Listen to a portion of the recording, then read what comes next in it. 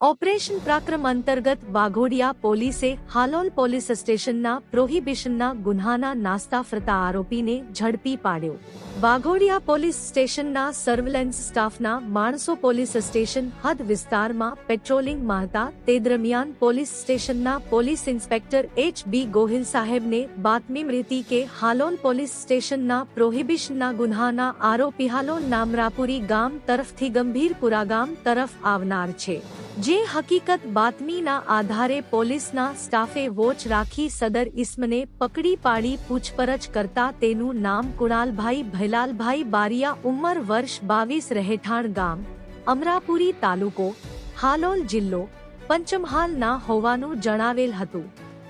Waghodia police station ખાતે લાવી પંચો રૂબરૂ પ્રોહિબિશનના ગુન્હા અંગે પૂછપરછ કરતા પોતે અમરાપુરી ગામે દારૂનો કેસ થયેલ જેમાં પોતાના ભાઈ જે તે વખતે પકડાઈ ગયેલા હતા અને પોતે સ્થળ પર હાજર ન હતા.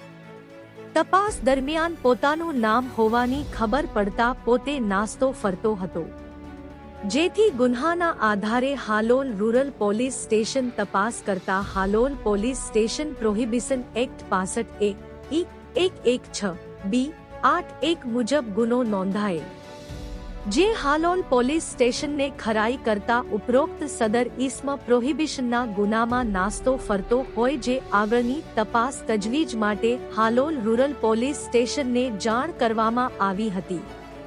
રિપોર્ટર મૌલિન વ્યાસ, વાઘોડિયા.